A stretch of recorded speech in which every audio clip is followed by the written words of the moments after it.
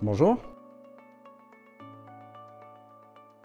Alors le module a vu le jour, on peut dire le jour, il y a à peu près 2 ans, au sein des unités opérationnelles, au sein du territoire.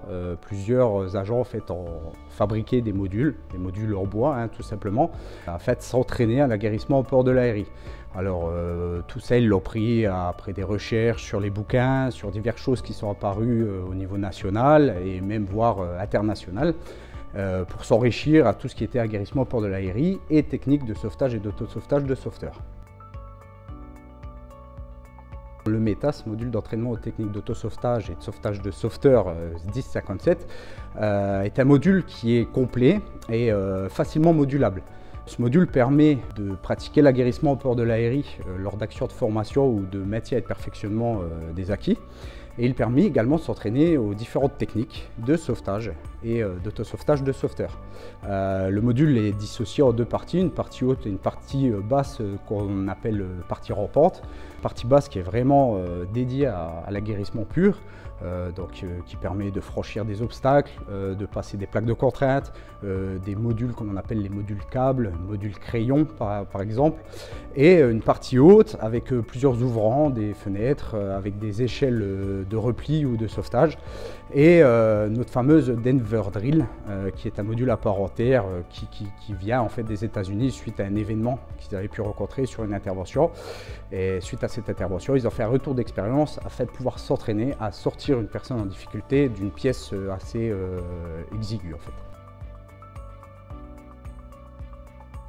Maintenant, le module comme il est présenté là, il est vraiment unique. En fait, ça a été vraiment pensé par un groupe de travail qui a été mis en place depuis ces années-là et qui a vraiment pensé à tout. Alors au début, c'était simplement couché sur un papier millimétré, dessiné à main levée.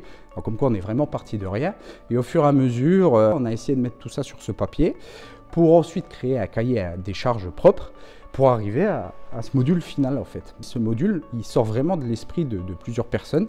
C'est pour ça qu'il est unique en soi. Parce que ce n'est pas quelque chose qui a été mis sur catalogue. C'est vraiment quelque chose sorti de nos têtes, avec toutes les choses qu'on avait pu prendre à droite et à gauche dans les différents départements pour arriver à ce module unique.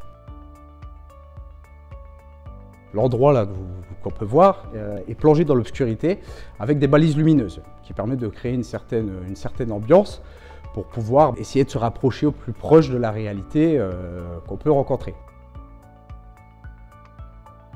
Les scénarios, comme je vous l'ai dit, sont facilement modulables. On n'est pas figé, on n'est pas fixé à un scénario. Ce qui est bien avec ce module, c'est qu'on peut partir de quelque chose d'assez simple pour des personnes novices qui débutent dans la profession, comme arriver à un certain niveau d'exigence pour des personnes déjà aguerries, ayant une certaine expérience avec le port de l'Aérie.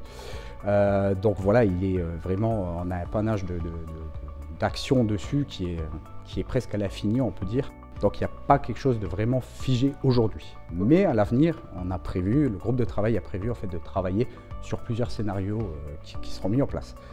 Concernant les actions de formation, comme vous le disiez, donc il y a des formations d'intégration, mais on peut monter jusqu'à des formations, jusqu'à la FMPA de chef de groupe. Parce que les chefs de groupe sont aussi appliqués dans ce type de situation.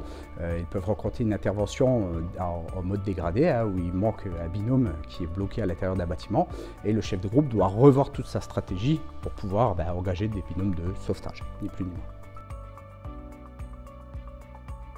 Alors ce qu'on a l'habitude de dire quand on fait de la formation, c'est que rien n'est infranchissable. Par contre, il faut arriver à se mouvoir. C'est-à-dire qu'il y a des franchissements qui sont assez difficiles. Le but recherché n'est pas la rapidité de franchissement, mais bien que la personne puisse analyser la partie à franchir et trouver la meilleure des solutions pour pouvoir la franchir, tout en essayant de s'économiser au niveau physique. Donc essayer, et ce qui est primordial quand on porte un aérie, de garder le plus d'air possible pour pouvoir s'extirper de ces situations.